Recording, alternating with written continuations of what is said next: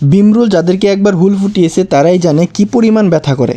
এই ভীমরুলের কারণে মানুষের মৃত্যু পর্যন্ত হতে পারে। বাড়ির আঙিনা, রাস্তার আশেপাশে এমন জায়গায় যেখানে মানুষের চলাচল বেশি, এসব জায়গায় এই ভীমরুলের বাসা থাকলে অবশ্যই যে কোনোভাবে হোক না কেন ভেঙে ফেলতে হবে। অসাবধানবশত বা হঠাৎ কাউকে বা কোনো শিশুকে যদি দল বেঁধে ভীমরুল হুল ফোটায় তাহলে তার মৃত্যু পর্যন্ত হতে পারে। সুতরাং বুঝতে পারছেন এরা কতটা মারাত্মক হতে পারে। তবে এমন জায়গায় ভীমরুলের হাইপ যেখানে মানুষের চলাচল নাই বললেই চলে, তাহলে এদের বাসা ভাঙার কোনো কারণ আমি দেখি না। এরা পরিবেশের ভারসাম্য রক্ষায় গুরুত্বপূর্ণ ভূমিকা পালন করে, যেমন পলিনেশন, প্রিডেটিং ইত্যাদি। তবে মৌমাছি চাষিদের জন্য আবার অপকারীও হতে পারে। সুতরাং এদের বাসা ভাঙার আগে এই বিষয়গুলো মাথায় রাখবেন।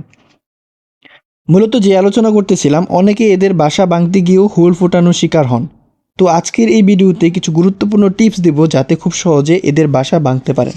আমরা তো রেস্কিউ টিম না, সুতরাং আমাদের কাছে কোনো টুলস নাই যেগুলো দিয়ে দিনের বেলায় ভাঙা যাবে। তাই আমাদের মিশন চালাতে হবে রাতে, কারণ এরা অন্ধকারে চলাচল করতে পারে না। তবে অল্প আলো পেলে এবং এদের বাসার আশেপাশে হলে রিস্ক হতে পারে।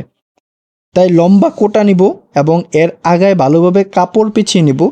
কোটাটা যথেষ্ট লম্বা হতে হবে। কাপড় পেঁচানোর পর ভালোভাবে কেরোসিন বা দাহ্য পদার্থ কাপড়ে মিশিয়ে নেব এবং আগুন জ্বালিয়ে পুড়িয়ে ফেলব। তবে সতর্কতা হচ্ছে, যারা এই বিষয়ে আগে অভিজ্ঞ না তারা অবশ্যই শরীরে কাঁথা অথবা ভারী কোনো কাপড় পেঁচিয়ে নেবেন। পরে আবার বলবেন যে অন্ধকারে চলাফেরা করেন, আমার কোথায় গিয়ে বাংলেন আর হুল ফোটানোর শিকার হলেন, পরে দোষ হবে সব আমার। তো এই বিষয়টা খেয়াল রাখবেন। আগুন ছাড়া আপনাদের আশেপাশে কোনো রকমের আলো জ্বালাবেন না, এতে হিতে বিপরীত হয়ে আপনাদের উপর আবার অ্যাটাক করতে পারে, কারণ আলো পেলে এদের মুভমেন্ট আবার বেড়ে যায়। আচ্ছা, আরেকটা বিষয় ক্লিয়ার করে নেই। অনেকে আবার বলতে পারেন যে এদের বাসা না পুড়িয়ে ভেঙে ফেলা যায় না। তো প্রথমেই বলেছিলাম যে আমাদের ওই সকল টুলস নেই, মানে গ্রাম অঞ্চলে যারা আছে তাদের ওই সকল টুলস নেই, বা আমরা এত উন্নত হই নাই যে আমাদের একটা ভীমরুলের বাসা ভাঙার জন্য রেস্কিউ টিম আসবে। সুতরাং আমাদের এই বিষয়টাও খেয়াল রাখতে হবে।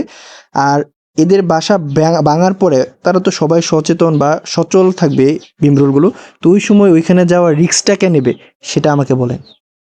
এদের বাসার আশেপাশেই তো কেউ যেতে চায় না।